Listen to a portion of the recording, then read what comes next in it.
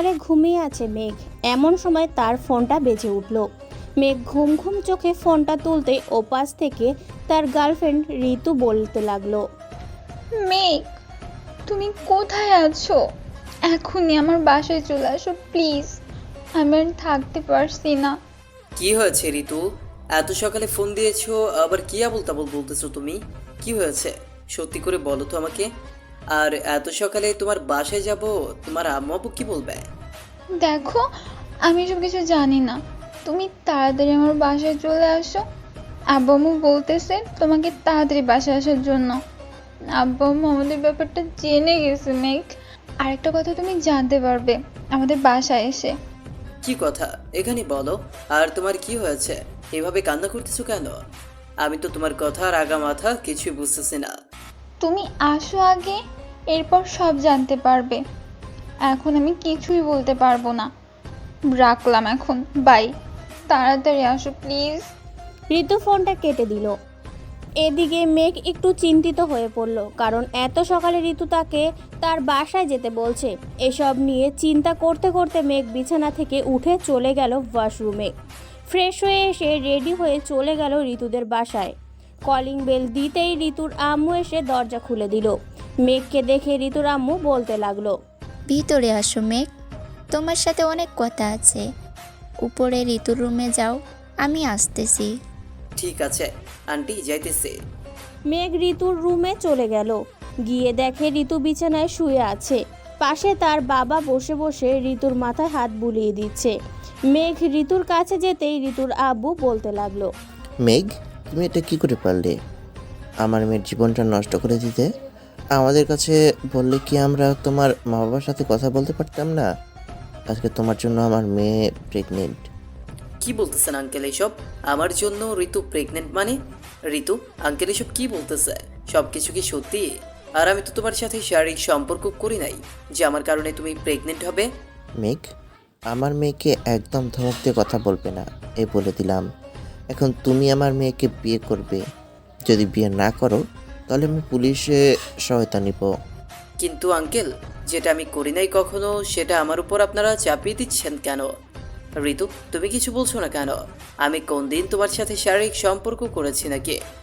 দেখো মেঘ, আমি কিছু জানি না। আমাকে তোমার বিয়ে করতে হবে, না হলে আমি তোমার নামে নারী নির্যাতনের মামলা দিব। আর বলবো যে তুমি আমাকে ধর্ষণ করেছো। আঙ্কেল, এইসব মিথ্যা কথা বলতেছে। আপনি আমার সাথে মেডিকেলে চলেন, তাহলে সব কিছু প্রমাণ হয়ে যাবে। ডিএনএ টেস্ট করিয়ে রিপোর্ট বের করলে যে আমি ঋতুর সাথে এইসব কিছু করি নাই। এই বলে মেঘ ওর আব্বুকে ফোন দিল। কিছুক্ষণ পর মেঘের আব্বু আম্মু আসলো। সবাই চুপচাপ সোফায় বসে আছে। এমন সময় মেঘের আব্বু এসে মেঘের চুল ধরে পেটাতে লাগলো আর বলতে লাগলো, ছি মেঘ, ছি। তোর কাছে কখনো এটা আশা করি নাই। তুই কি করে পারলি ঋতুর এত বড় সর্বনাশ করতে? আমরা ভেবেছিলাম তোদের পরীক্ষা শেষ হয়ে গেছে, বিয়েটা করিয়ে দেব, কিন্তু তার আগে এই কাজ করে ফেললি তুই। এখন ঋতুর কি হবে সেটা বল। আব্বু প্লিজ আমাকে মারবেন না। আমি ঋতুর সাথে এমন কিছুই করি নাই যে ঋতু প্রেগনেন্ট হয়ে যাবে। আপনি বিশ্বাস না করলে হাসপাতালে চলেন, ডিএনএ টেস্ট করালেই সব কিছু জানা যাবে। ডিএনএ টেস্টের কোনো দরকার নেই। তুই যে একটা করতে পারবি আমরা ভালো করেই জানা আছে। এখনই এই বাড়ি থেকে বের হয়ে যাবি, তা না হলে পুলিশের হাতে তুলে দেব তোকে ধর্ষণের অপবাদে। আব্বু, আমি কখনোই ভাবতে পারি নাই তোমার মুখে এটা শুনবো। প্লিজ আব্বু, আমাকে বিশ্বাস করো, আমি এমন কিছুই করি নাই। প্লিজ আব্বু, আমাকে বিশ্বাস করো। এইসব বলতেছে মেঘ তার বাবার পা জড়িয়ে ধরে। কিন্তু আজাদ চৌধুরী তার ছেলের কথা একটুও বিশ্বাস করতে পারছে না। মেঘের বুকে লাথি মেরে সরিয়ে দিল আজাদ চৌধুরী তার কাছ থেকে, আর বলতে লাগলো, তোকে আমি ত্যায্য পুত্র ঘোষণা করলাম, তো এখনই এই বাড়ি থেকে চলে যা। তোকে আর কোনো দরকার নেই আমাদের। জাহানারা, তোমার ছেলেকে বলো এখনই এই বাড়ি থেকে চলে যেতে। আর কোনো দিন যেন তার এই চেহারা আমার সামনে না আসে। তুমি একটু হাসপাতালে চলো, মেঘের কথা মতন ডিএনএ টেস্ট করিয়ে দেখো। যদি আমার ছেলে এটা সত্যি করে থাকে তাহলে না হয় মেঘকে এই বাসা থেকে বের করে দিও, তাতে আমার কোনো আপত্তি থাকবে না। দেখো জাহানারা, তোমার ছেলের উপর আমার একটুও বিশ্বাস নেই। তুমি এখনই চলে যেতে বলো তাকে, তা না হলে আমার চাইতে খারাপ অন্য কেউ হবে না। মেঘ উঠে বাইরে বের হয়ে গেল। ঠোঁট কেটে রক্ত বের হচ্ছে, কপাল কেটে গেছে। রাস্তা দিয়ে মেঘ হাঁটতেছে আর আশেপাশের মানুষ হাঁ করে তাকিয়ে আছে। মেঘ কি করবে কিছুই বুঝতে পারছে না। নদীর পাড়ে এসে ফোন দিল নয়নকে। হ্যালো নয়ন, তুই কোথায় আছিস রে? এখনই নদীর পাড়ে চলে আয়, তোর সাথে কিছু কথা আছে আমার। কিরে ইমন, এভাবে কথা বলছিস কেন? বাসায় কি কিছু হয়েছে নাকি? আর এখন তুই নদীর পাড়ে কেন? আমাদের বাসায় চলে আয়। না রে, তোদের বাসায় যাব না। পারলে 10,000 টাকা নিয়ে আসিস, একটু দরকার আছে। রাখছি এখন, তাড়াতাড়ি আয়। এই বলে মেঘ তার ফোনটা কেটে দিল। প্রায় 10 মিনিট পর বাইক নিয়ে একটা ছেলে আসলো। তার নামই হচ্ছে নয়ন। মেঘের কাছের বন্ধু বলতে একমাত্র নয়ন ছাড়া অন্য কেউ নেই। নয়ন মেঘের পাশে বসে বলতে লাগলো। কিরে, তোর কি হয়েছে? তোর ঠোঁট এবং কপাল থেকে রক্ত পড়তেছে কেন? আমাকে সব কিছু খুলে বল। কি বলবো তোকে, কি বা বলার আছে বল? যাকে গত 4টা বছর ধরে ভীষণ ভালোবেসে এসেছি, আজকে সেই কিনা আমাকে একটা মিথ্যা অপবাদ দিয়ে বের করেছে বাড়ি থেকে। এখন আমি কোথায় যাব, কি করব, কিছুই বুঝতে পারতেছি না। কি বলছিস এইসব? ঋতু তোর সাথে এমন করেছে? চল এখনই আমার সাথে তাদের বাসায় যাব। ওই শালি তোর সাথে এমন করেছে, তাকে দেখে নিব। আর তোকে কয়েকদিন আগেও বলছি, সে রিয়াজ এর সাথে মেলামেশাটা একটু বেশি করতেছে। তুই তো কিছুই বলিস নাই তাকে।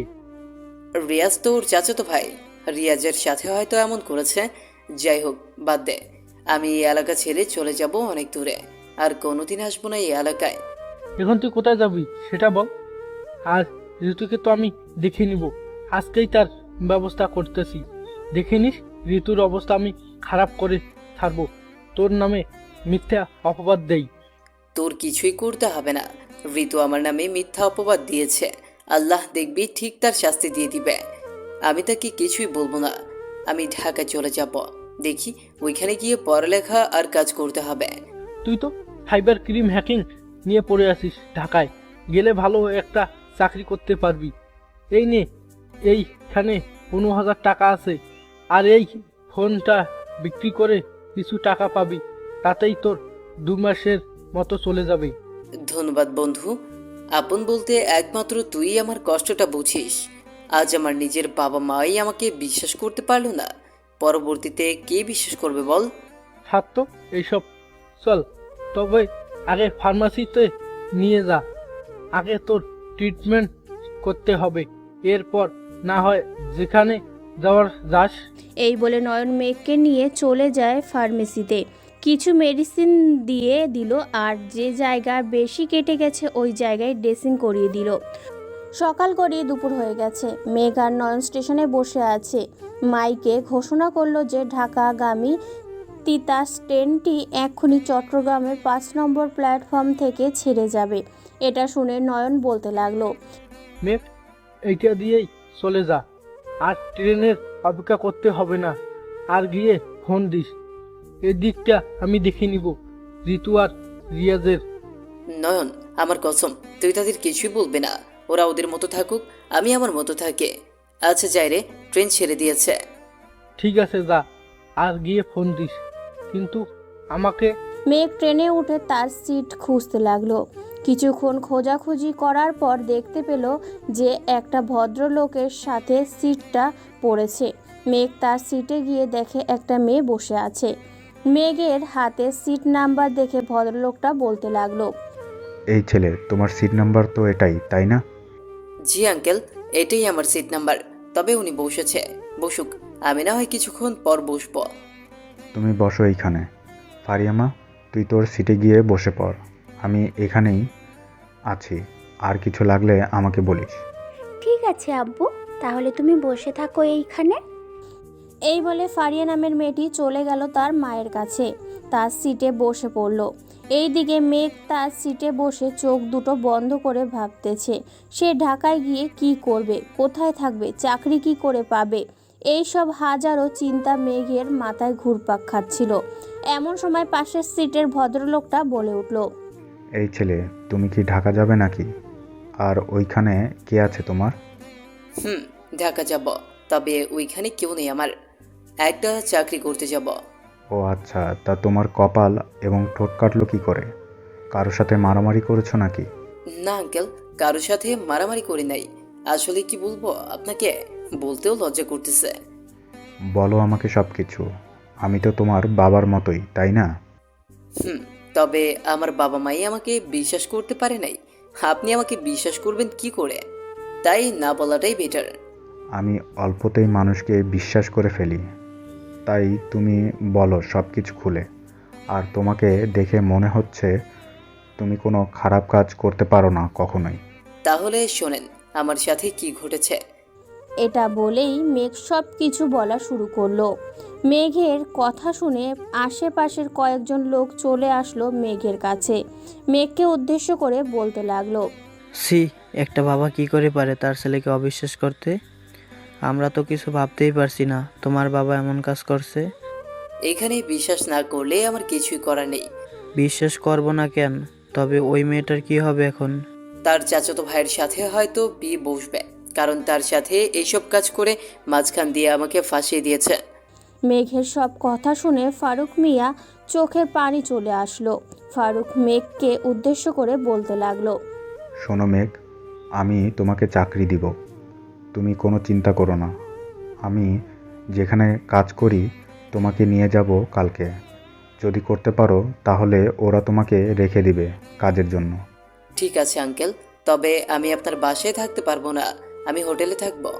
তা কি করে হয়? তুমি অসুস্থ মানুষ, তোমাকে একা কিভাবে ছেড়ে দেই বলো? তুমি আমাদের সাথেই থাকবে। আজ থেকে তোমার সকল দায়িত্ব আমার। না আঙ্কেল, আমি আমার নিজের পায়ে দাঁড়াতে চাই। একদিন আব্বু আম্মু সত্যিটা জানবে, সেদিন আমার খোঁজ করবে আমি জানি। ওই দিন আমি আমার আব্বু আম্মুর সামনে গিয়ে দাঁড়াবো।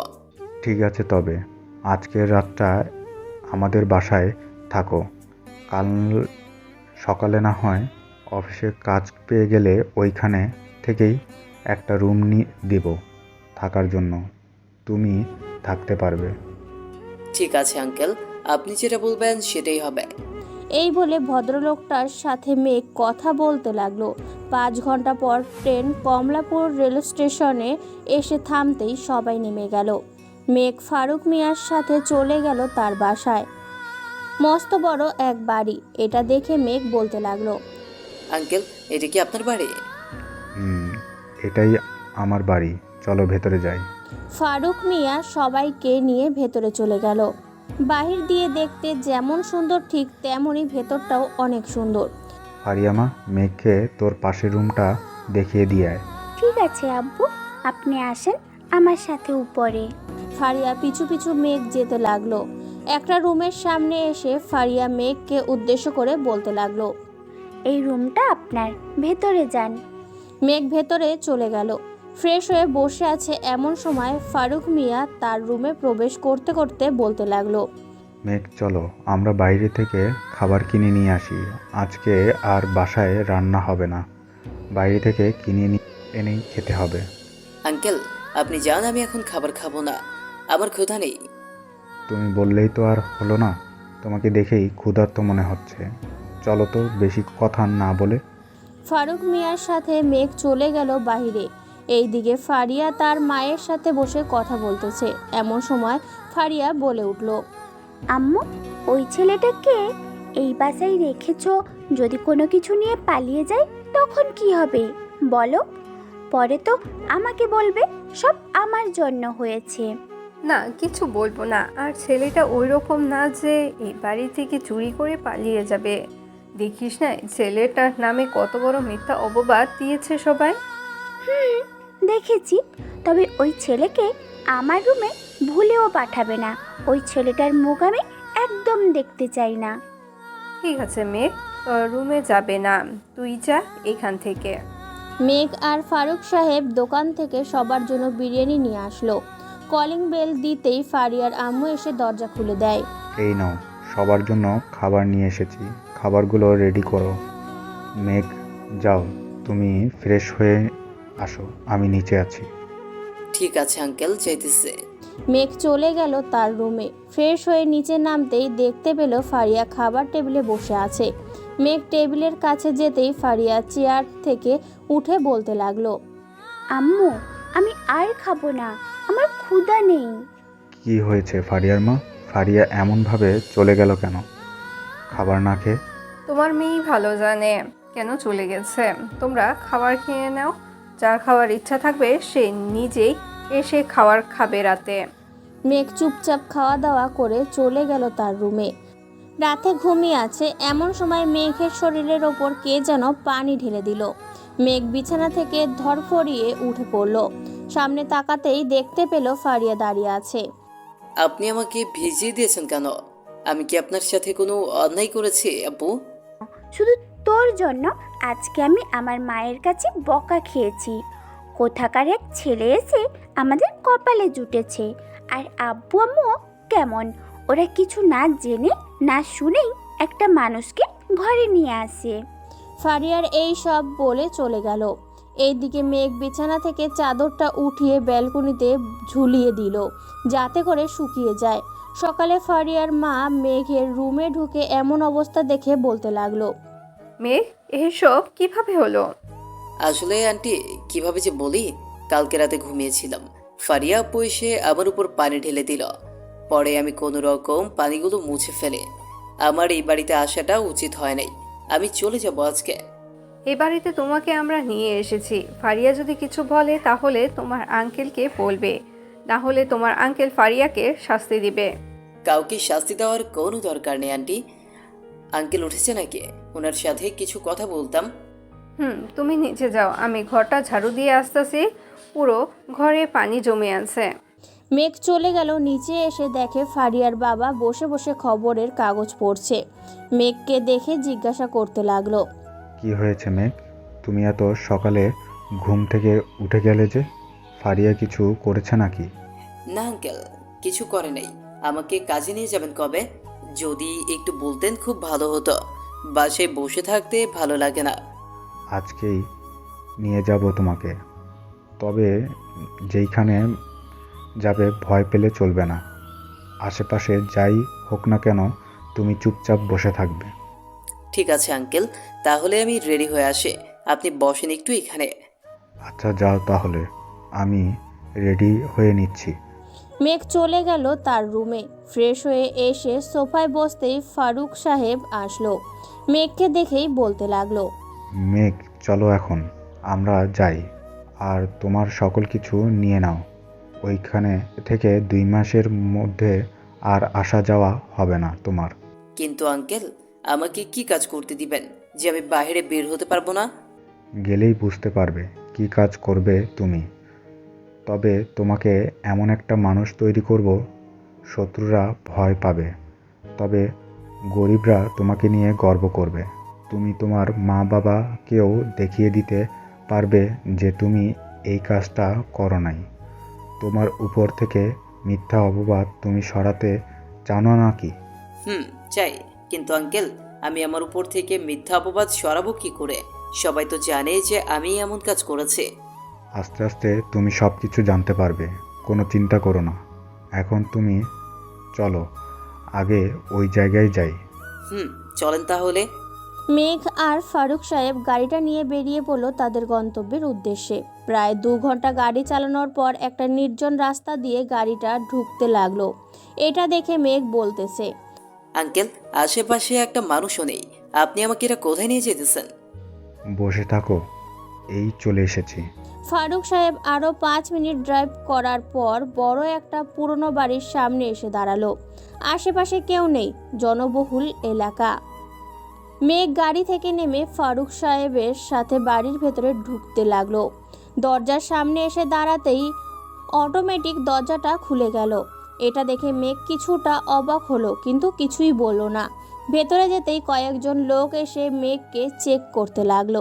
এটা দেখে মেঘ তাদের উদ্দেশ্য করে বলতে লাগলো, এই যে ভাইয়ারা, আমাকে এইভাবে চেক করতেছেন কেন?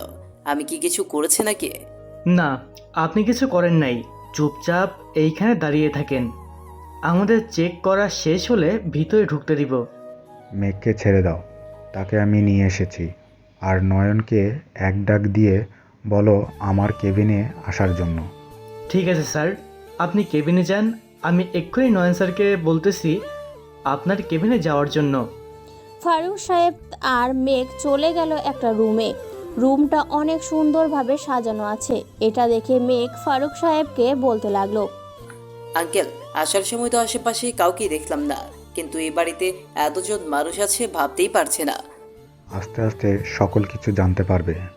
তোমাকে এইখানে কেন নিয়ে এসেছি, এই বাড়ির আশেপাশের মানুষজন নেই কেন, সব কিছু তোমাকে বলবো। ফারুক সাহেব মেঘের সাথে কথা বলতে চায় এমন সময় দরজার ওপাশ থেকে নয়ন বলে উঠল, এসো নয়ন। জি স্যার, বলেন আমাকে কেন ডেকেছেন? নয়ন, ওর নাম হচ্ছে মেঘ।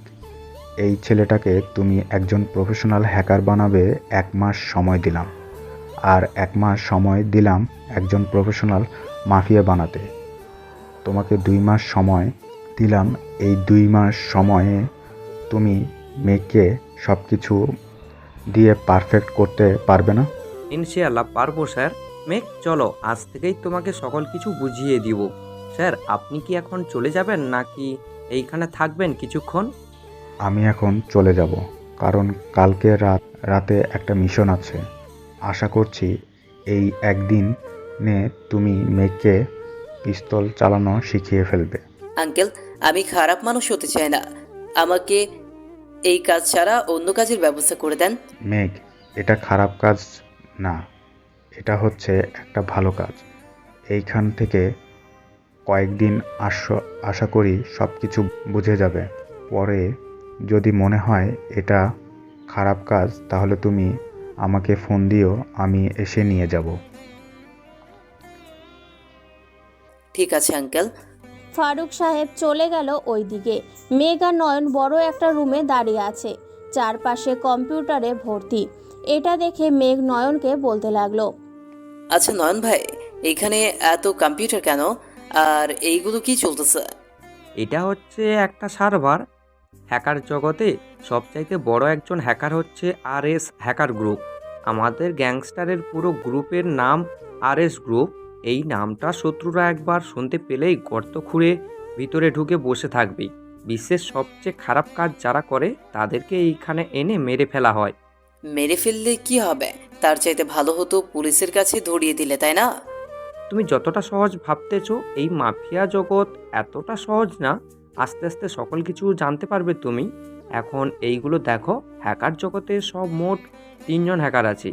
প্রথমে যে হ্যাকার আছে তারা হচ্ছে হোয়াইট হার্ট হ্যাকার, ওদের কাজ হচ্ছে মানুষদের সাহায্য করা। দ্বিতীয় যে হ্যাকার আছে তারা হচ্ছে ব্ল্যাক হার্ট হ্যাকার, এরা সর্বদা মানুষদের ক্ষতি করতে চায়। আমরা সব সময় মানুষদের উপকার করি, তাই আমাদের বলা হয় হোয়াইট হার্ট হ্যাকার। আশা করি তুমি বুঝতে পারছো। বুঝতে পারছি। এখন আমাকে কি করতে হবে সেটা যদি একটু বলতেন খুব ভালো হতো। এখন আর কিছু করতে হবে না, বাকিটা আস্তে আস্তে সব কিছু শিখিয়ে দিব। এখন চলো, তোমাকে পিস্তল চালানো শিখিয়ে দিই। চলেন যাই তাহলে। নয়ন আর মেঘ চলে গেল একটা রুমে। চারিপাশে দেয়ালে ফুম লাগানো, যাতে এই ঘরের শব্দটা অন্য রুমে না যায়। এই নাও মেঘ, আমি যেইভাবে দেখিয়ে দিতেছি ওইভাবে গুলি করো। আস্তে আস্তে তুমিও সব কিছু শিখে যাবে। নয়ন মেঘকে সব কিছু শিখিয়ে দিতে লাগলো। পিস্তলের কোন পার্টসের নাম কি কি, কিভাবে গুলি করতে হয় ইত্যাদি ইত্যাদি আরও নানান রকম কিছু বুঝিয়ে দিতে লাগলো। দেখতে দেখতে একটি দিন কেটে গেল। রাতে সবাই খাওয়া দাওয়া করে রেডি হয়ে বসে আছে, এমন সময় ফারুক সাহেব আসলো। মেঘকে রেডি হওয়ার অবস্থায় দেখে বলতে লাগলো, বাহ নয়ন, বাহ, একদিনে মেঘকে এতটা পরিবর্তন করে ফেলেছ। 2 মাসে করতেছি, আরও পরিবর্তন করতে পারবে। তোমাকে নিয়ে আমার গর্ব হয়। তুমি যদি না থাকতে তাহলে হয়তো এই মাফিয়া গ্রুপটা আমি চালাতে পারতাম না। তুমি আছো বলেই 64টা জেলার মানুষ আমাকে এখন এক নামে চেনে, RS গ্যাংস্টার। ভাই, এত প্রশংসা করতে হবে না আমার। যতটুকু করেছেন এতেই হবে। তা আজকের মিশনটা কোন জায়গায় হবে আমাকে তো কিছুই বললেন না। আজকের মিশনটা হবে শেখ হাসিনার সেতুর নিচে। সেটা বর্তমান ঠিকানা হচ্ছে নরসিংদী নাগরিয়াকান্দি যাওয়ার সময় যে ব্রিজটা পরে ওইটা। ও আচ্ছা, তাহলে তো কাছেই, বেশিক্ষণ সময় লাগবে না যাইতে। 10টা তো বেজে গেছে, চলেন এখন আমরা যাই তাহলে। চলো। ফারুক সবাইকে নিয়ে চলে গেল শেখ হাসিনার সেতুর নিচে। গিয়ে দেখে শত্রুরা তাদের কাজ শুরু করে দিয়েছে। মেঘ তার পিস্তলটা বের করে সাইলেন্সারটা লাগিয়ে গুলি করতে লাগলো। মেঘের এমন কাজ দেখে ফারুক আর নয়ন অবাক হয়ে তাকিয়ে আছে আর মনে মনে ভাবতেছে যে মেঘ আগেও এমন মিশন কমপ্লিট করেছে। এইসব ভাবতে ভাবতেই সবাই মিশনটা কমপ্লিট করে বসে আছে। আচ্ছা মেঘ, তুমি কি আগেও কোথাও কাজ করেছো নাকি? এত ভালোভাবে পিস্তল চালাচ্ছ, মনে হচ্ছে সেনাবাহিনীর অফিসার। এর থেকেও অনেক বেশি স্পিডে মিশন শেষ করছো। না, এসব কাজ আগে কখনোই করি নাই। তবে নয়ন ভাই আমাকে যা শিখিয়ে দিয়েছে আমি ওইভাবেই চেষ্টা করেছি, বাকিটা আল্লাহর হাতে। নয়ন, নৌকা থেকে মালগুলো নামিয়ে গাড়িতে তোলো। আমাদেরকে তাড়াতাড়ি যেতে হবে ডেরায়। এতক্ষণ নয়, মনে হয় পুলিশ সব জেনে গেছে। ভাই, সব কিছু গাড়িতে তোলা হয়ে গেছে, এখন চাইলে আমরা যাইতে পারি ডেরার দিকে। চলো তাহলে যাওয়া যাক। সবাইকে নিয়ে চলে গেল ডেরায়। ফ্রেশ হয়ে নয়ন, ফারুক আর মেঘ কথা বলতেছে এমন সময় নয়ন বলতে লাগলো, আমাদেরকে কাল সকালে ভৈরব ব্রিজের কাছে অবস্থান করতে হবে। আমি জানতে পেরেছি যে ওইখানে শত্রুরা ঘাঁটি গেড়েছে। ভৈরব ব্রিজের কাছে আমার একটা বন্ধুর বাড়ি আছে, আমরা চাইলে সেখানে থাকতে পারবো আঙ্কেল। মেঘ, আমাকে এতটাও দুর্বল ভেবো না। সব জায়গায় ওই আমাদের আস্তানা আছে, ঠিক তেমনি ওইখানেও আমাদের আস্তানা আছে। সকাল সকাল তোমরা চলে যাবে, আমি কাজ শেষ করে ওইখানে চলে যাব। আপনারা যেতে হবে না আঙ্কেল, আমরাই দেখে নিতে পারবো। কি বলো নয়ন ভাই? ভাই, মেঘ ঠিক কথাই বলেছে। আপনি কয়েকদিন রেস্ট করেন, এখন তো আমরা আছি, আমাদের কাজ আমরাই শেষ করতে পারবো। নয়ন, তোমরা তো বলতেছো, কিন্তু আমার ভয় হয়। আমার গ্যাং থেকে একটা লোকের কিছু হয়ে গেলে আমি তাদের পরিবারকে কি জবাব দিব? আঙ্কেল, আমরা তো সবসময় বুলেট প্রুফ জ্যাকেট পরে থাকি, আমাদের কোনো বিপদ হবে না, আপনি নিশ্চিন্তে থাকতে পারেন। তবুও আমাকে যেতে হবে তোমাদের সাথে। আপনি যখন এত জোর করতেছেন তাহলে আপনাকে নিয়ে যেতেই হবে, চলেন তাহলে। ফারুক সাহেব এবং তার পুরো গ্যাং নিয়ে চলে গেল ভৈরব ব্রিজের নিচে। জায়গাটা দেখতে অনেক সুন্দর। সকাল 10টায় মানুষের চলাচলও বেড়ে গেছে। ভাই, আপনি হোস্টেলে চলে যান, এইখানে আমরা সব কিছু দেখে নিব। মেঘ, তুমিও ভাইয়ের সাথে চলে যাও। আমি এইখানেই থাকবো, আমার কিছুই হবে না আন্টি, আপনি চলে যেতে পারেন, সমস্যা নেই। ঠিক আছে তাহলে যাই আমি, রাতে দেখা হচ্ছে। আর তোমাদের একটা কথা বলি, একা একা কোনো কাজ করতে যাবে না, সবার আগে আমাকে খবর দেবে।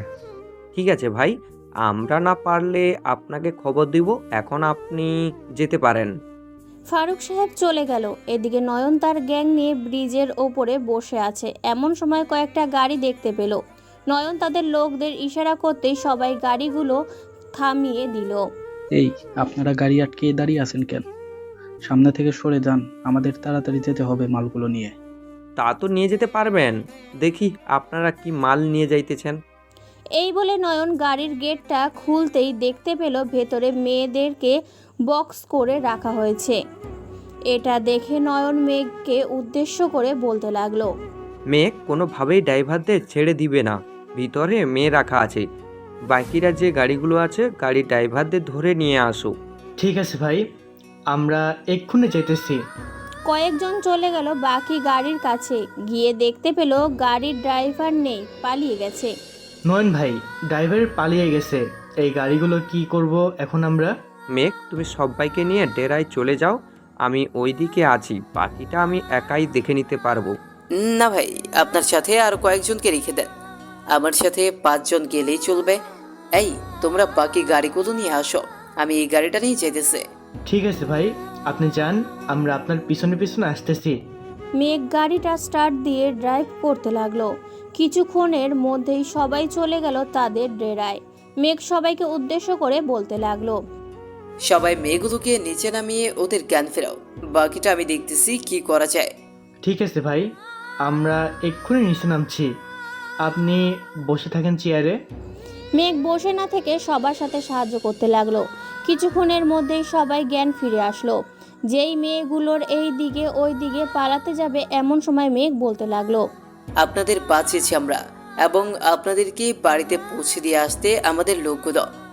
আমরা কিভাবে বুঝবো আপনারা আমাদের বাঁচিয়েছেন? আর আমাদেরকে বাড়িতে দিয়ে আসার নাম করে তো বিক্রিও করে দিতে পারেন। আপুরা, একটু উপরে সাইনবোর্ডের দিকে তাকিয়ে দেখেন, আমরা কার লোক। আশা করি আপনারা সবাই চিনে যাবেন। আপনারা আরএস গ্যাংস্টারের লোক? আমরা আরএস গ্যাংস্টারের লোক। এখন চুপচাপ এখানে বসে থাকেন, আর যদি ক্ষুধা লাগে পাশে দেখেন রান্নাঘর আছে, সবাই মিলে রান্না করে খাওয়া দাওয়া করেন। এই, তোমরা সকল কিছু দেখিয়ে দাও ওদের। ফারুক সাহেবের লোকেরা সব কিছু দেখিয়ে দিতে লাগলো। এদিকে মেঘ তার কেবিনে বসে আছে। এমন সময় বাহির থেকে মেঘের নাম ধরে মেয়ে কণ্ঠ ডাকতে লাগলো। এটা শুনে মেঘ বাইরে যেতেই দেখতে পেল তার এক্স গার্লফ্রেন্ডের বান্ধবী এইখানে। শাহনাপু, আপনি এখানে কি করে আসলেন? আমাকে কিডন্যাপ করা হয়েছিল, কিন্তু আপনি এখানে কেন? আর ঋতুর তো বিয়ে হয়ে গেছে, আপনি কিছুই জানেন না নাকি? সব কিছুই জানি শাহনাপু, আপনাকে কিভাবে যে বলবো বুঝে উঠতে পারছি না। ঋতু আমাকে মিথ্যা অপবাদ দিয়ে বাড়ি থেকে বের করে দিয়েছে। যে মেয়ের হাত ছাড়া অন্য কোনো জায়গায় স্পর্শও করি নাই, ওই মেয়ে বলছে যে আমি তাকে ধর্ষণ করেছি। ছি, ঋতু এতটা নিচে নামতে পারে আগে কখনোই ভাবতে পারি নাই। আপনাকে মিথ্যা অপবাদ দেওয়ার ফল পাবে সে একদিন না একদিন। আমি এটাই চাই, আল্লাহ যেন এই মিথ্যা অপবাদ থেকে আমাকে বের করেন। আপনি খাবার খেয়ে নেন, আপনাকে বাড়িতে পৌঁছে দিয়ে আসবো আমি। ঠিক আছে। আর এখানে কতদিন হয়েছে আপনি এসেছেন? বেশি দিন হয় নাই, তবে আগের থেকে এখানে খুব ভালো আছে। ভাই এই নেন, ফারুক ভাই ফোন দিয়েছে। আসসালামু আলাইকুম আঙ্কেল। ওয়ালাইকুম আসসালাম মেঘ, তুমি এক কাজ করো, সবাইকে সবার বাড়িতে পৌঁছে দিয়ে আসো। আমার কয়েকজন লোককে বললে ওরা আমার বাসগুলো নিয়ে আসবে। ঠিক আছে আঙ্কেল, আপনি কখন আসবেন ডেরায়? আমি আর যাব না, এখন তোমাকেই আস্তে আস্তে সকল কিছু দেখতে হবে। আশা করছি আমার জায়গায় তোমাকে বসাবো। কিন্তু আঙ্কেল, নয়ন ভাই তো অনেক দিন ধরে আছে, তাকে বসিয়ে দিলেই তো পারেন। আমার থেকে বেশি তো নয়ন ভাই বুঝবে এইসব। নয়নকে আরও আগেই বলেছি, সে এইসব বসতে চায় না, এমনিতেই কাজ করবে আমার হয়ে। এখন তোমাকে যেটা বলেছি ওইটাই করো। আমি দেখি এই দিকে, আর এর কাজ শেষ হলে একবার ঘুরে আসতে পারি ডেরা থেকে। ঠিক আছে আঙ্কেল, আসেন তাহলে, এখন রাখছি। এই বলে মেঘ ফোনটা কেটে দিল। সকালের খাওয়া দাওয়া করে গাড়িতে বসে আছে। মেঘ তার চেনা পরিচিত জায়গায় যাকে যাকে কিডন্যাপ করে এনেছিল তাদেরকে নিয়ে চলে গেল। আচ্ছা ভাইয়া, আপনার মা বাবাও আপনাকে বিশ্বাস করলো না, এটা আমি মানতে পারছি না। কপাল যদি খারাপ হয় তাহলে তো কিছুই করার নেই শাইনাপু। যাক, ওইসব আমি আর মনে রাখতে চাই না। যেদিন আমার নামে মিথ্যা অপবাদটা কেটে যাবে ওই দিন আমি আমার বাড়িতে যাব। ঠিক আছে ভাইয়া, আপনার যেটা ভালো মনে হয় ওইটা করেন। আপনার জন্য দোয়া রইল, আপনি যেন খুব তাড়াতাড়ি আপনার বাবা মায়ের কাছে পৌঁছে যেতে পারেন। মেঘ আর শাহিনা আর কথা বলতে বলতে চলে গেল তাদের শহরে। সবাইকে নামিয়ে দিয়ে মেঘ আবারও রওনা দিল ডেরার উদ্দেশ্যে। প্রায় 4 ঘন্টা পর ডেরা এসে পৌঁছায় মেঘ। রাতে খাওয়া দাওয়া করে শুয়ে আছে, এমন সময় নয়ন মেঘের কেবিনে ঢুকতে ঢুকতে বলতে লাগলো, কিরে কি করিস? এই তো শুয়ে আছি। কালকে কোনো মিশন আছে নাকি? কালকে একটা মিশন আছে, আমি যেতে পারবো না, তোকে একাই যেতে হবে কয়েকজনকে নিয়ে। ঠিক আছে, আমি একাই চলে যেতে পারবো। এখন তো সকল কিছু আমি পারি, একা গেলে একাই মিশন কমপ্লিট করতে পারবো। ঠিক আছে, তবে ভাই যাতে জানতে না পারে তুই মিশনে একা গিয়েছিস। ভাই জানলে অনেক বকাঝকা করবে, তাই তোকে মাফিয়া কিং বানাতে চাই। তোর এতটুকু কষ্ট করতেই হবে। আচ্ছা, চিন্তা নেই, আমি একাই সব কিছু করতে পারবো। আমাকে 3 জন লোক ব্যবস্থা করে দিতে পারবে, যারা এই ঢাকা শহর আরো বিভিন্ন জায়গা চেনে। যেখানে শত্রু আছে আমাকে খবর দিবে, আমি ওইখানে চলে যাব। কিছুই লাগবে না, আমি তোকে একটা জিনিস নিয়ে দিব। ওইটা সাহায্যে তুই সব কিছু জানতে পারবি। তবে এখন বেশি হচ্ছে নারী পাচার, বাংলাদেশ থেকে যাতে একটা মেয়েও পাচার না হতে পারে সেই দিকটা খেয়াল রাখবি। আর আমাকে ভাই বলে ডাকতে হবে না, নাম ধরে ডাকলেই হবে। ঠিক আছে, এখন তাহলে আমি ঘুমোচ্ছি, কালকে কথা হবে তোর সাথে। নয়ন চলে গেল। এইদিকে মেঘ তার ফোনের অ্যালার্ম দিয়ে ঘুমোতে চলে যায়। সকাল 10টায় ঘুম ভাঙলো নয়নের ডাকে। এই মেঘ, আর কত ঘুমাবি রে? সকাল তো হয়ে এসেছে, এখন ঘুম থেকে ওঠ, আবার তো যেতে হবে তোকেই। উঠতেছে, তুই যা। নয়ন আর কিছু না বলে চলে গেল বাহিরে। মেঘ বিছানা থেকে উঠে ফ্রেশ হয়ে বাইরে আসতেই দেখতে পেল কয়েকজন লোক দাঁড়িয়ে আছে। তাদের দেখেই বলতে লাগলো, এই নয়ন, এরা কারা? আগে তো কখনোই দেখি নাই ওদের, কোথা থেকে এসেছে? ওরা হচ্ছে আমাদের গুপ্তচর, সকল খবর ওরাই এনে দেয় আমাদের। ফারহান, দাউদ, উইসনুস, আমাদের নতুন লিডার হচ্ছে মেঘ। আজ থেকে মেঘকে তোমরা সকল খবর দিবে। কিন্তু ফারুক ভাইয়ের কি হয়েছে? উনি তো মাঝে মধ্যেই ডেরায় আসে, হঠাৎ তিনি তার আসন ছেড়ে দিতেছে, বুঝলাম না কিছু। ভাইয়ের বয়স হয়ে গেছে, তাই ফারুক ভাই ঠিক করেছে যে মেঘ তার আসন গ্রহণ করুক। ও আচ্ছা, তো ভাই আপনি খাবার খেয়ে নেন, আমরা আবার 3 দিনের মিশনে চলে যাব আপনাকে নিয়ে। তোমরাও খাওয়া দাওয়া করে নাও। নয়ন আমার সাথে থেকে যাবে রে। তোর সাথে আরও 5 জন যাবে, প্রফেশনাল স্নাইপার শুটার ওরা, ঠিক তোর মতোই কাজ করে সব সময়। ও আচ্ছা, তাহলে চলবে, আমরা 6 জনই সব কিছু করতে পারবো। মেঘ খাওয়া দাওয়া করে গাড়িতে বসে আছে। এমন সময় ফারহান ড্রাইভিং সিটে বসতে বসতে বলতে লাগলো, ভাই আমরা 3 দিনের কাজে যাচ্ছি, আপনি সকল কিছু সাথে নিয়ে নেন। 3 দিনের আগে যদি আমরা মিশন কমপ্লিট করতে পারি তাহলে চলে আসবো। ফারহান, তুমি চিন্তা করো না, ইনশাআল্লাহ 3 দিনের মধ্যে আমি সব কিছু কমপ্লিট করে ফেলব। আর তোমার আনুমানিক কতজন মেয়ে পাচার হতে পারে ওই 3 দিনে? আমার জানা মতে 2000+ মেয়ে পাচার হয়ে আসতে পারে। আমার লোকেরা ওখানে লেগে আছে এখনো, তার পেছনের সব খবর জানতে পারবো কিছুক্ষণের মধ্যে। আমরা তো 6 জন যাইতেছি। শত্রুরা যদি 3 জায়গায় আসন গ্রহণ করে তাহলে আমাদের 3টা ভাগ করতে হবে। ফারহান, তুমিও তাদের সাথে থাকো, আমি একাই একটা মিশন কমপ্লিট করতে পারবো। আমি না হয় থাকলাম, কিন্তু আপনাকে একলা কোনোভাবেই দেওয়া যাবে না, কারণ আপনার কিছু হয়ে গেলে ফারুক ভাইকে আমরা কি জবাব দেব? এই দুনিয়াতে আমার আপন বলতে কেউ নেই। ফারহান, আমি যদি মরেও যাই তাহলে আমার লাশ দাফন হবে কিনা জানি না। এইসব কথা বলবেন না ভাই, আপনি আমার বড় ভাই, আমরা সব সময় আপনার পাশে আছি। ওরা 5 জন একসাথে থাকবে, আমি আর আপনি একসাথে থাকবো। আচ্ছা, আগে দেখো তোমার খবরই কি বলে। যদি মিশন 3টা একদিনেই হয় তাহলে ওরা 3 জায়গা দখল করবে, আর যদি 3টা 3 দিনে হয় তাহলে আমাদের জন্য ভালো হবে। এই তো ওর নাম নিতে না নিতেই ফোন চলে আসলো। হ্যাঁ তানভীর। ফারহান ভাই, শত্রুরা আপনার 3 দিন এই 3টা মিশন করবে। আজকের মিশনটা যে জায়গায় বলেছিলাম ওই জায়গায় হবে, আর বাকি 2টা চিনিশপুর এলাকায়, আর এলাকাটা হবে অষ্টগ্রাম, যেটা ঢাকার বাহিরে। ধন্যবাদ তোমাকে তানভীর, আরও যদি কিছু ইনফরমেশন পাও তাহলে আমাকে সাথে সাথেই ফোন দিয়ে জানাবে। ঠিক আছে ভাই, আমি আপনাকে সাথে ফোন জানিয়ে দিব, এখন রাখছি। এই বলেই তানভীর ফোনটা কেটে দিল। এইদিকে মেঘ তাদের লোকেশনে পৌঁছে যেতেই বলতে লাগলো, ফারহান, গাড়িটা এক জায়গায় লুকিয়ে রাখো যাতে কেউ না দেখতে পারে। ভাই গাড়ি এমনিতেই অদৃশ্য হয়ে যাবে, এই গাড়িটা আপনার ফারুক ভাই 10 কোটি টাকা দিয়ে বানিয়েছে। এত টাকা দিয়ে একটা গাড়ি বানানোর কি দরকার ছিল? সাধারণ একটা গাড়ি কিনলেই চলতো। আপনি যেটা ভাবতেছেন এটা সেই রকম গাড়ি না। আমরা যদি বিপদে পড়ি এই গাড়িটা আমাদের বাঁচাবে। বলতে গেলে এক কথায় এই গাড়িটা রোবট হয়ে যাবে। কি বলতেছিস এইসব? তাহলে তো এর পাওয়ার দেখতেই হয় একদিন। এখন আমরা কোথায় থাকবো সেটার ব্যবস্থা কর। সামনে একটা পুরনো বাড়ি আছে, ওই বাড়িতেই আমরা থাকবো। রাতে ওরা আসলে এরপর একটা ব্যবস্থা করা যাবে। সবাই চলে গেল ওই বাড়ির ভেতরে।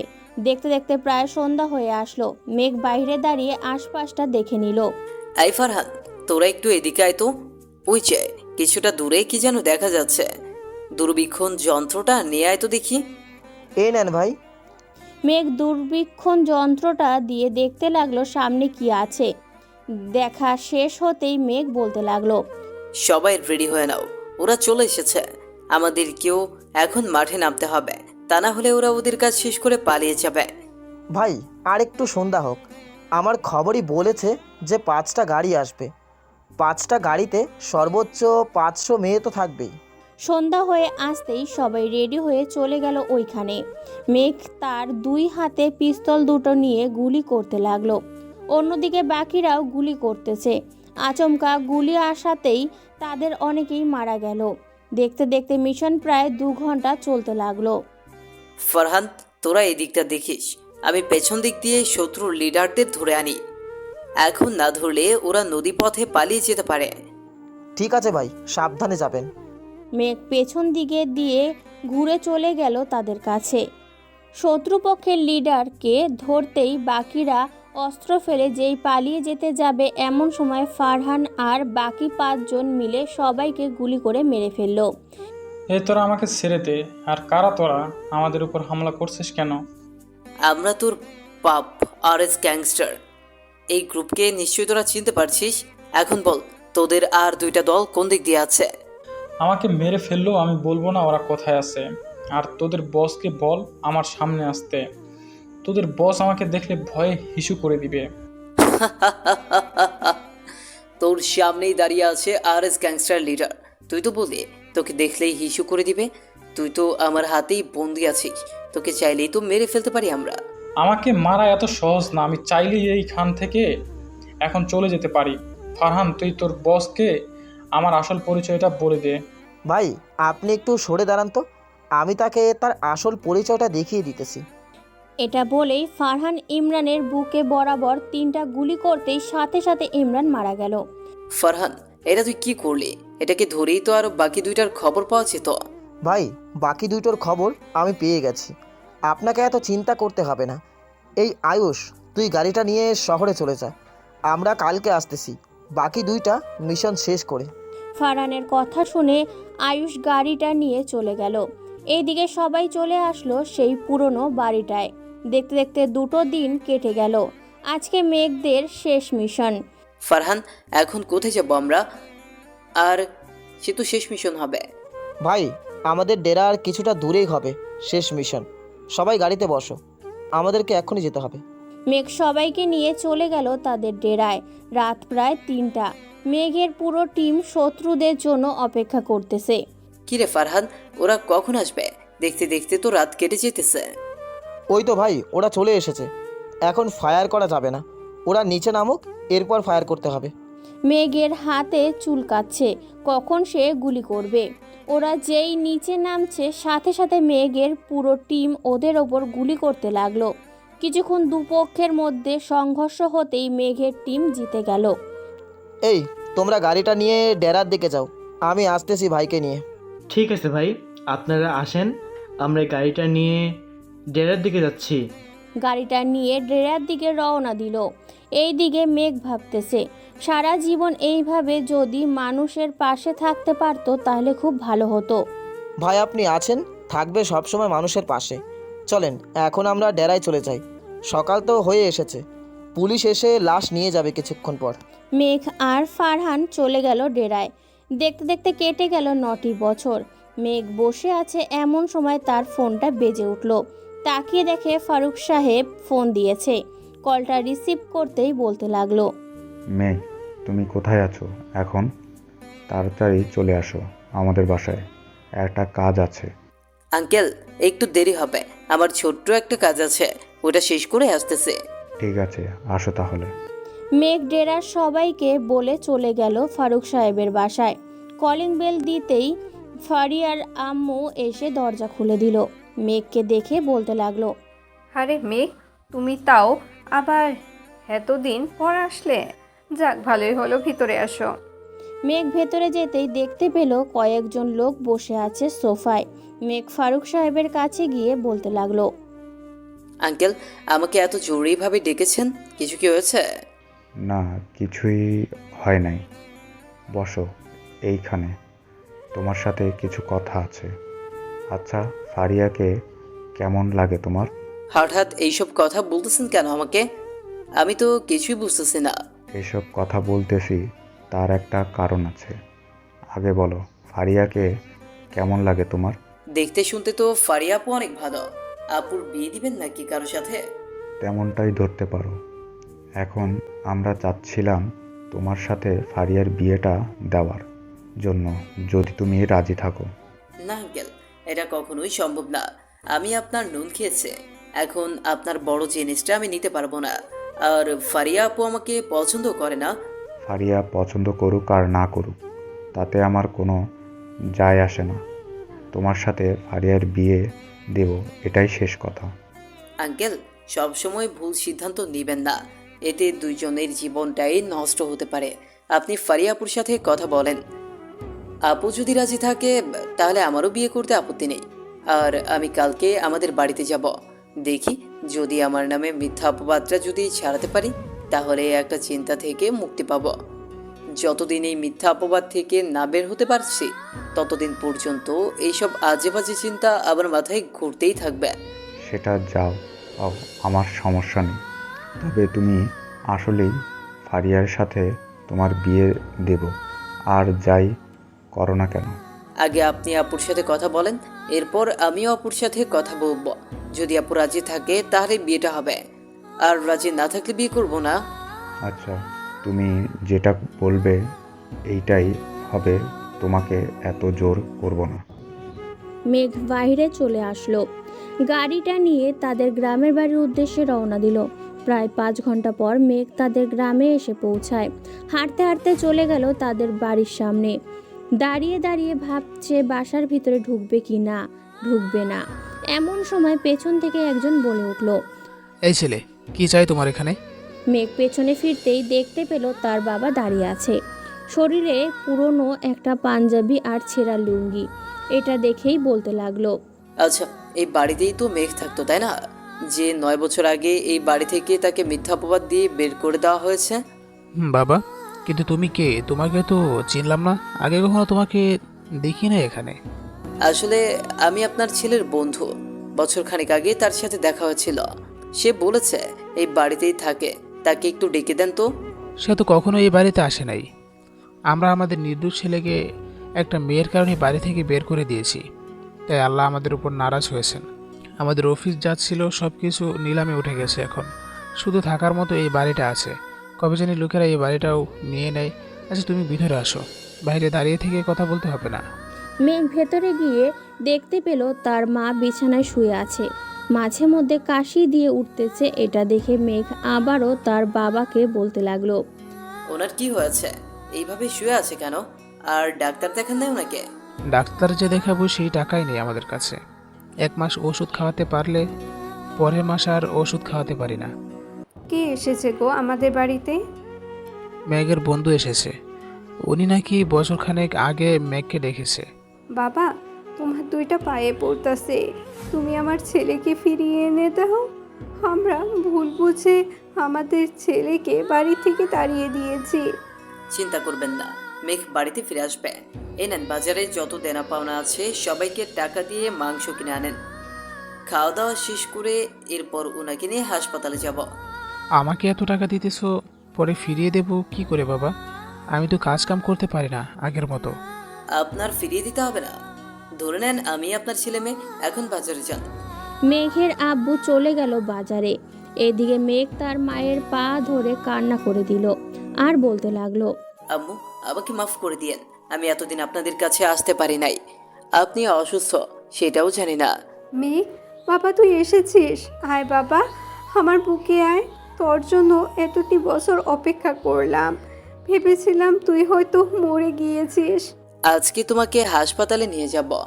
আর আমি যে মেঘ এটা আব্বুকে বইল না, একদিন আব্বু সব নিজেই জানতে পারবে আমার পরিচয়। তুই এইখানে বস, আমি রান্না সকল কিছু রেডি করতেছি। অনেক দূর থেকে এসেছিস মনে হচ্ছে।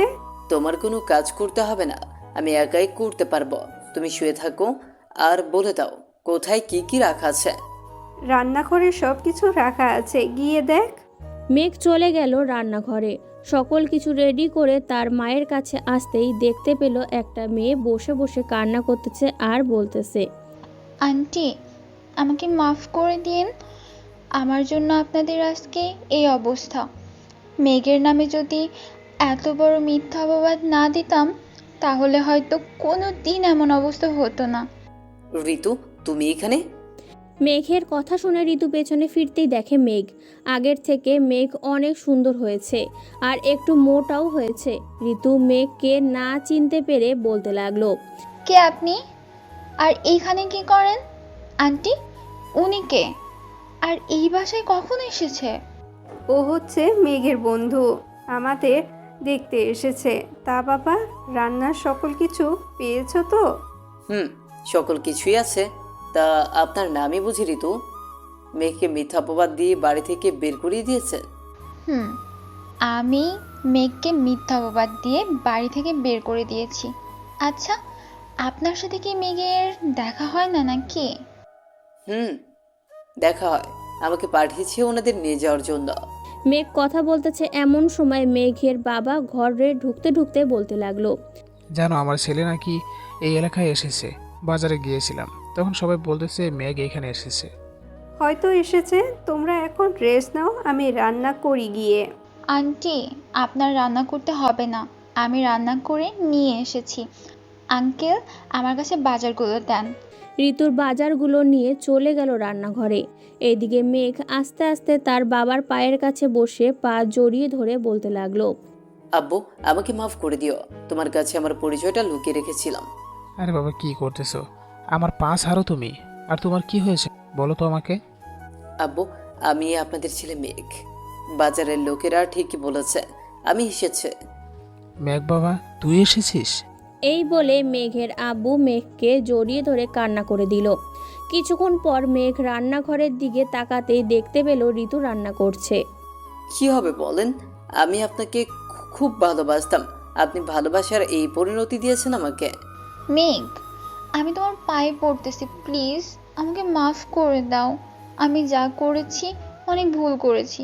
তোমাকে হারিয়ে আমি এখন নিঃস্ব হয়ে গেছি। নিঃস্ব হয়েছেন তাতে আমার কিছু যায় আসে না। আমাকে দেখছেন, এখন আপনি চলে যেতে পারেন। আপনার আর এইখানে কোনো প্রয়োজন নেই। বাকি রান্না আমি নিজেই করে নিতে পারবো। মেঘ, আমার শেষ কথাটা শোনো, আমাকে মাফ করে দাও। তোমার সাথে যেটা করেছি এটার জন্য আল্লাহ আমাকে শাস্তি দিয়েছে। আমার ব্লাড ক্যান্সার, আর মাত্র 2 দিনেই পৃথিবীর অতিথি আমি। কি বলতেছো এইসব ঋতু? যা বলছি একদম ঠিক বলেছি। আর মাত্র 2 দিনেই পৃথিবীতে থাকবো। ডাক্তাররা বলেছিল যদি অপারেশন করাইতাম তাহলে ঠিক হয়ে যেতাম। আমার শাস্তি আমি পেয়েছি। তোমার কিছুই হবে না ঋতু। আমি যতদিন বেঁচে আছি কাউকে মরতে দিব না। খাওয়া দাওয়া করে নাও, এরপর তোমাদের নিয়ে ঢাকা যাব। ঢাকা গেলেও আমাকে বাঁচাতে পারবে না, আর মাত্র 2 দিন রয়েছে। সেসব তোমাকে চিন্তা করতে হবে না, এখন খাওয়া দাওয়া করে নাও তাড়াতাড়ি। আমি বাজার থেকে আমার গাড়িটা নিয়ে আসতেছি। গাড়ি এইখানে আনতে হবে না, আব্দুল চাচাকে বললেই উনি ওনার অটো রিক্সা দিয়ে আমাদের বাজারে দিয়ে আসবে। ঠিক আছে, তাড়াতাড়ি খাওয়া দাওয়া করে নাও। মেঘ সবাইকে নিয়ে খাওয়া দাওয়া করে নিল। খাওয়া দাওয়া শেষ হতেই সবাই চলে গেল বাজারে। মেঘের গাড়িতে উঠতেই মেঘ ড্রাইভ করতে লাগলো। এমন সময় মেঘের ফোনটা বেজে উঠল। হ্যালো নয়ন, কোথায় আছিস রে তুই এখন? এই তো ভাই, ডেরাই আছি। কেন, কি হয়েছে? এখনই তুই ফারুক আঙ্কেলের সাথে যোগাযোগ করে তার হাসপাতালে 3টা সিট রেডি কর। আর ফারিয়া আপুকে বল যে ব্লাড ক্যান্সারে আক্রান্ত একটা মেয়ে আছে, আর 2 দিন বাঁচবে, তাকে যে করেই হোক বাঁচাতে হবে। তুই ব্যবস্থা কর, আমি আসতেছি। ঠিক আছে ভাই, আপনি আসেন, আমি সকল কিছু ব্যবস্থা করে রাখছি। মেঘ আর কিছু না বলে দ্রুত গাড়ি চালিয়ে চলে আসলো ঢাকায়। হাসপাতালে প্রবেশ করতেই সবাই মেঘকে দেখে সালাম করতে লাগলো। মেঘ সালামের উত্তর দিয়ে চলে আসলো ফারিয়ার কেবিনে। আসতে পারি ফারিয়া আপু? আসো ভিতরে। নয়ন তো আপনাকে সবকিছু বলেছে, এখন আপনি কি সিদ্ধান্ত নিলেন? এই কাজটা করতে পারবেন নাকি পারবেন না? করতে পারবো, তবে ওইখানে বাঁচা মরার 2টা চান্স আছে। এখন তুমি বলো আমি কোনটা করব। আর তোমার সাথে আমাদের বিয়ের বিষয়টা নিয়ে একটু কথা বলতে চাই। এটা না হয় অপারেশনের পর বললেন, এখন আপনি অপারেশন শুরু করেন, আমি বাইরে আছি। ঠিক আছে, আমি সকল কিছু ব্যবস্থা করে রেখেছি। রুগীকে নিয়ে অপারেশন থিয়েটারে দিয়ে আসো। আচ্ছা, আমি এখনই দিয়ে আসতেছি। মেঘ চলে গেল। এই দিকে ফারিয়া অপারেশন রুমে এসে সব কিছু ঠিক করে অপারেশন শুরু করে দিল। দেখতে দেখতে 2 ঘন্টা কাটলো। মেঘের অপেক্ষার প্রহর শেষ হচ্ছে না। ভাই আপনি কোনো চিন্তা করবেন না, কারণ আপনি তো বুঝতেই পারছেন এটা একটা বড় অপারেশন, সময় নিচ্ছে না। আপনি চলেন, ফারুক আঙ্কেল আপনাকে ডেকেছি। যাব। চল একবার আম্মু আব্বুর সাথে দেখা করে যাই। চলেন। মেঘ চলে গেল তার মায়ের কেবিনে। গিয়ে দেখে তার মা বাবা ঘুমোচ্ছে। নার্সের সাথে কিছুক্ষণ কথা বলে চলে গেল ফারুক সাহেবের বাসায়। কলিং বেল দিতেই ফারিয়ার আম্মু এসে দরজা খুলে দিল। মেঘ, তুমি না কি তোমার মা বাবাকে নিয়ে এসেছো ঢাকায়? ওনারা হাসপাতালে ভর্তি আছেন, কিছুটা অসুস্থ, তাই হাসপাতালে ভর্তি করিয়ে দিয়ে এসেছে। ও আচ্ছা, ভিতরে আসো, তোমার আঙ্কেল রুমেই আছেন। মেঘ আর নয়ন চলে গেল উপরে। ফারুক সাহেবের কেবিনের সামনে এসে মেঘ বলতে লাগলো, আঙ্কেল আসতে পারি? মেঘ এসো, তোমারই অপেক্ষা করছিলাম এতক্ষণ। আঙ্কেল বলেন, কি বলবেন? আজ রাতে একটা মিশন আছে, বলতে গেলে এটা অনেক বড় মিশন। আমাদের সবাইকে যেতে হবে ওইখানে। তা না হয় যাব, এটা তো আপনি ফোনেও বলতে পারতেন। তাহলে বাসায় ডেকে আনার মানে বুঝলাম না। বাসায় ডেকে এনেছি একটা কারণে। এইসব মেয়ে পাচার এর পেছনে প্রধানমন্ত্রীর হাত আছে। এই দেখো, আমার গুপ্তচর কিছু ভিডিও পাঠিয়েছে। এই ভিডিও তো আমার কাছে আরো 3 মাস আগে থেকেই আছে। আর এটা প্রধানমন্ত্রী না, এটা প্রধানমন্ত্রীর বড় ভাই শাহিন চৌধুরী। তুমি এত কিছু জানো, আমাকে বলো নাই কেন এই সব? আর শাহিন তো আমার বন্ধু, আমি চাইলেই তাকে ডেকে আনতে পারি এখানে। এখন না, আজকে রাতে ডেকে আনবেন তাকে, ওইখানেই বিচার হবে তার। এখন আমি যাই, হাসপাতালে 3 জনকে ভর্তি করিয়ে এসেছে। ঠিক আছে, যাও তাহলে। আর তোমাকে রাতে মেসেজ করে জানিয়ে দেব কোথায় মিশন হবে আজকে। ঠিক আছে আঙ্কেল। মেঘ আর নয়ন চলে গেল হাসপাতালে। অপারেশন থিয়েটারের সামনে আসতেই দেখতে পেল অপারেশন করা শেষ। এটা দেখে মেঘ ফারিয়ার কেবিনে আসতেই দেখে ফারিয়া বসে আছে। অপারেশন করা শেষ হয়েছে নাকি? অপারেশন করা শেষ। আমি কখনোই ভাবতে পারিনি এমন একটা রুগীকে আমি বাঁচাতে পারবো। আল্লাহ চাইলে সব কিছু করা সম্ভব। তা ঋতু কেমন আছে এখন? এখন আলহামদুলিল্লাহ ভালো আছে, তবে তাকে হাসপাতালে থাকতে হবে 7 দিন। বাসায় কোনোভাবেই নেওয়া যাবে না। ঠিক আছে, থাকুক তাহলে। আর আমাদের বিয়ের বিষয়ে কি যেন বলতে চাইছিলেন, এখন বলতে পারেন।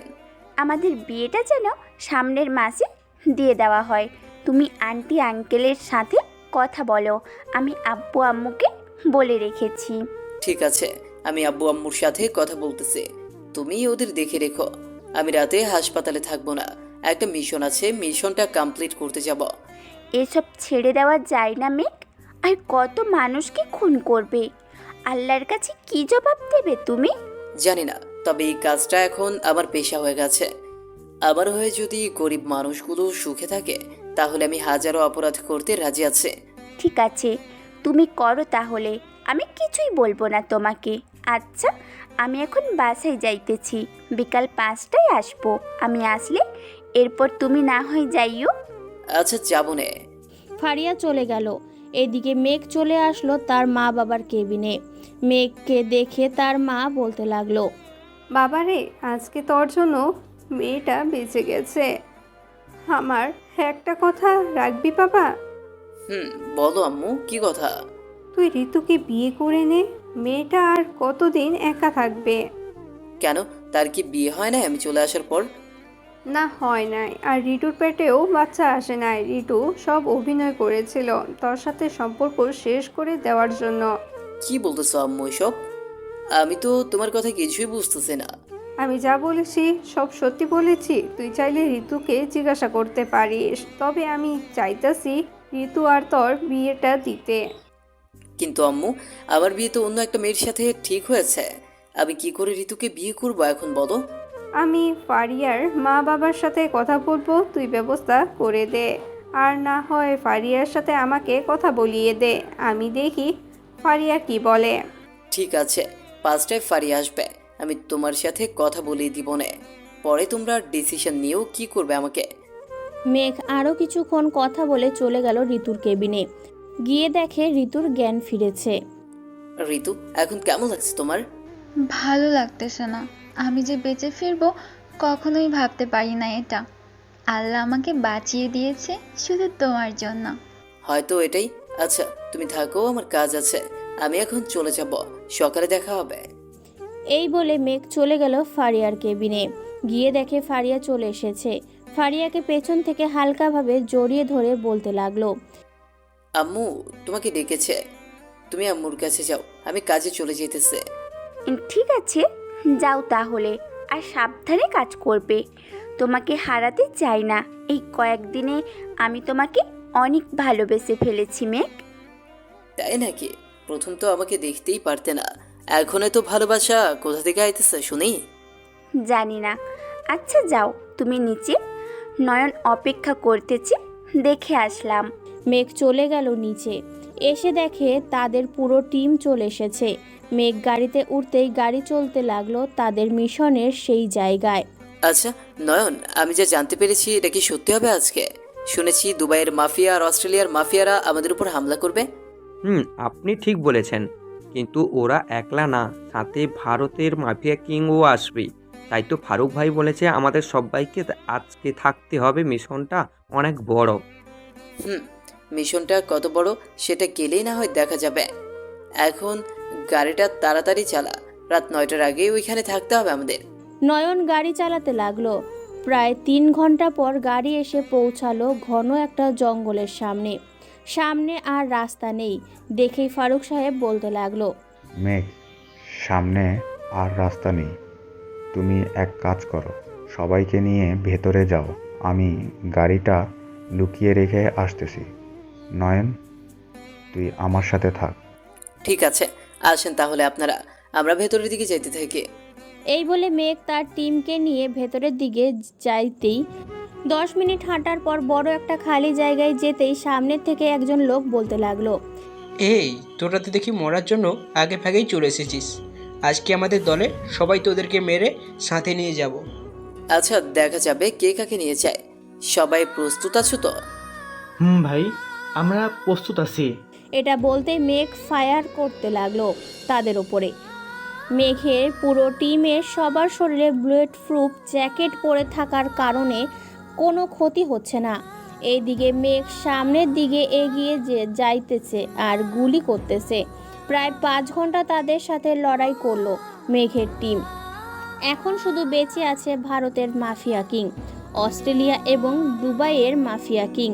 মেঘ তাদের সামনে গিয়ে বলতে লাগলো, কিরে, তোরা না আমাদের গ্যাংকে মেরে তোদের সাথে নিয়ে যাবি? এখন তো দেখতেছি তোদের পুরো গ্যাংকে মেরে আমরা সাথে নিয়ে যাব। তা আমাদের দেশ থেকে মেনে যাওয়ার এতই শখ, তাই না? আঙ্কেল, প্রধানমন্ত্রীর বড় ভাইকে ফোন দেন।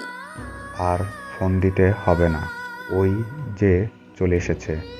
এই নয়ন, তাড়াতাড়ি ব্যাটাকে ধরে নিয়ে আয়, তা না হলে পালিয়ে যাবে। ঠিক আছে ভাই, এক্ষুনি যাইতেছি, আপনারা সবাই এখানেই রেস্ট করেন। নয়ন দৌড়ে গিয়ে প্রধানমন্ত্রীর বড় ভাই রাশেদকে ধরে নিয়ে আসলো। এই, তোরা আমাকে ধরে নিয়ে আসছিস কেন ওইখানে? আমাকে ছেড়ে দে, তা না হলে আমার ভাই তোদের সবগুলোকে খুন করে মারবে। আরে শালা, আমাদের মারার আগে তোর মুন্ডুটা নিয়ে নিবে, দেখে নিস। ওই যে তোর ভাই আসতেছে। প্রধানমন্ত্রী মেঘের সামনে এসে তার ভাইয়ের বুকে দিল সজোরে লাথি। রাশেদ 2 হাত পিছিয়ে গিয়ে পড়ল। কুত্তার বাচ্চা, এতদিন শুধু প্রমাণের অপেক্ষায় ছিলাম, কোন দিন তোকে নিজের হাতে মারতে পারবো। আমার বাসায় থেকে আমার নুন খেয়ে আবার আমার দেশের মানুষের ক্ষতি করিস। এই, কে কোথায় আসিস রে? গাড়ি থেকে তলোয়ারটা নিয়ে আয় তো, আজকে ওর গলা থেকে মুন্ডটা আলাদা করে ফেলবো। নয়ন গাড়ি থেকে তলোয়ারটা এনে দিতেই প্রধানমন্ত্রী তার ভাইয়ের গলায় দিল সজোরে কোপ। গা থেকে মাথাটা সাথে সাথে আলাদা হয়ে গেল। খুশি হয়েছেন তো আপনার ভাইকে মেরে? আমার চাইতে আর বেশি কে খুশি হবে মেঘ? এই কুত্তার বাচ্চাদের জন্য দেশ থেকে মেয়ে পাচার হচ্ছে, আর কোনো কুত্তার বাচ্চা সাহস পাবে না এই বাংলাদেশ থেকে মেয়েদেরকে পাচার করতে। আপনার ভাইকে শাস্তি দিয়েছেন, বাকি 3টাকে না হয় আমরাই দিব। আপনার তলোয়ারটা আমাকে দেন। মেঘ প্রধানমন্ত্রীর হাত থেকে তলোয়ারটা নিয়ে ভারতের মাফিয়া কিংয়ের ঘাড়ে দিল এক কোপ, সাথে সাথে মাথাটা মাটিতে পড়ে গেল। এক এক করে বাকি দুইটারও এমন করেছে নয়ন আর ফারুক সাহেব। মেঘ, এখন চলো বাসায় চলে যাই। প্রশাসনের লোকেরা এসে লাশগুলো নিয়ে যাবে। চলেন, সকাল তো হয়ে এসেছে। মেঘ এবং বাকি সবাই বাসায় চলে গেল। সকালে মেঘ রুমে বসে আছে, এমন সময় ফারিয়ার মা রুমে প্রবেশ করে বলতে লাগলো, মেঘ, আমি এইসব কি শুনতেছি? তুমি নাকি 2টা বিয়ে করবে? মানে কি বলতেছেন আন্টি? আমি 2 বিয়ে করব কিভাবে? তুমি নাকি ফারিয়া এবং ঋতুকে বিয়ে করবে, এই কথা কি সত্যি? আন্টি, আমি এসব কিছুই জানি না। এখন ফারিয়া যা বলবে আমি তাই করব। যদি সে বলে ঋতুর সাথে থাকবে, আমার 2 বউ হয়ে আমি রাখতে পারবো। ঠিক আছে, সবাইকে নিয়ে আসো বাসায়, এরপর সবাই একসাথে বসে কথা বলা যাবে। দেখি ফারিয়া কি বলে। আন্টি, এখন তাহলে আমি যাই, হাসপাতালে যাব একটু। মেঘ চলে গেল হাসপাতালে। এসে দেখে ঋতু এখন হাঁটা চলা করতে পারে। মেঘ ঋতুর কেবিনে ঢুকতেই দেখতে পেল সবাই বসে আছে কেবিনে। ফারিয়া, ঋতুকে নিয়ে বাসায় যাওয়া যাবে নাকি আজকে? এখন যেহেতু কোনো সমস্যা হচ্ছে না, তাহলে নিয়ে যাওয়া যাবে। তুমি ব্যাগ গুছিয়ে রাখো, আমি রিলিজ পত্রটা নিয়ে আসতেছি। ঠিক আছে, যাও তাহলে। ফারিয়া চলে গেল তার কেবিনে। এইদিকে মেঘ সকল কিছু গুছিয়ে রেখে দিল। প্রায় 30 মিনিট পর ফারিয়া এসে বলতে লাগলো, মেঘ, তুমি আব্বু আম্মুকে নিয়ে গাড়িতে বসো গিয়ে, আমি ঋতুকে নিয়ে আসতেছি। ঠিক আছে। মেঘ চলে গেল নিচে। এইদিকে ফারিয়া আর ঋতু লিফট দিয়ে নিচে নামতেই দেখতে পেল মেঘের সাথে পুলিশ কথা বলতেছে। চলুন দেখে আসি পুলিশ কি কথা বলতেছে মেঘের সাথে। মেঘ, গতকালকে রাতে একটা মিশন করেছো তোমরা। ওইখানে প্রায় 200 জনের লাশ পাওয়া গেছে এবং 4 জনের মাথা কাটা লাশ পাওয়া গেছে। এসআই সাহেব, আমরা যখন খুন করছিলাম তখন প্রধানমন্ত্রী ছিল ওইখানে। যদি কিছু ইনফরমেশন লাগে তাহলে আমাকে বলেন, আমি মেল করে পাঠিয়ে দিব সকল ইনফরমেশন। ঠিক আছে, যাও তাহলে এখন বাসায়। পুলিশ চলেতেই ফারিয়া এবং ঋতু আসলো মেঘের কাছে আর বলতে লাগলো, মেঘ, কি হয়েছে? পুলিশ এসেছিল কেন? ওই তো কালকে একটা মিশন করেছিলাম না, ওইটার কিছু ইনফরমেশন নিতে এসেছিল। তোমরা গাড়িতে বসো, আমি গাড়ি চালাচ্ছি। ওরা গাড়িতে বসতেই মেঘ গাড়ি চালাতে লাগলো। প্রায় 30 মিনিট পর চলে আসলো বাসায়। কলিং বেল দিতেই ফারুক সাহেব এসে দরজা খুলে দিল। ভেতরে আসো সবাই, বাইরে দাঁড়িয়ে আছো কেন? মেঘ সবাইকে নিয়ে ভেতরে চলে গেল। দেখতে দেখতে কেটে গেল 10টি দিন। এখন ঋতু পুরোপুরিভাবে সুস্থ আছে। রাতে সবাই খাওয়া দাওয়া করে বসে বসে টিভি দেখতেছে। এমন সময় ফারুক সাহেব বলে উঠল, আচ্ছা ফারিয়া আর ঋতু, তোমরা দুজন কি মেঘকে বিয়ে করতে চাও নাকি একজন করতে চাও? আব্বু, আমরা দুজনেই মেঘকে বিয়ে করতে চাই। আমাদের কোনো সমস্যা হবে না, আপনি বিয়ের ব্যবস্থা করতে পারেন। একবার ভেবে দেখো দুজন, সারা জীবন কিন্তু থাকতে হবে তোমাদেরকে। আব্বু, আমাদের ভাবা হয়ে গেছে, আমাদের বিয়ে দিবেন কবে এটা বলেন। তোমরা দুজনেই যখন ঠিক করেছো সব কিছু, তাহলে তোমরা দুজনেই বলো কবে তোমাদের বিয়ে দেব। কালকেই কাজে ডেকে আমাদের বিয়েটা দিয়ে দেন, তাহলেই আমরা খুশি হব, তাই না রে ঋতু? ফারিয়া যা বলতেছে তাই করেন। ঠিক আছে, কালকেই কাজে ডেকে তোমাদের বিয়েটা দিয়ে দেব। এখন তোমরা ঘুমাতে যাও, অনেক রাত হয়েছে। মেঘ আগেই ঘুমোতে চলে গেছে। এইদিকে ফারিয়া আর ঋতু মেঘের রুমে এসে দেখতে পেল মেঘ আরামে ঘুমোচ্ছে। এটা দেখে দুজনেই মেঘের দুপাশে শুয়ে পড়ল। মাঝরাতে মেঘ বুকে অনেক ভারী কিছু অনুভব করে ঘুমটা ভেঙে গেল তার। চোখ খুলতেই দেখতে পেল দুজন দুপাশে শুয়ে আছে। মেঘ যেই উঠতে যাবে এমন সময় দুজনাই বলে উঠল, চুপচাপ এইখানে শুয়ে থাকেন।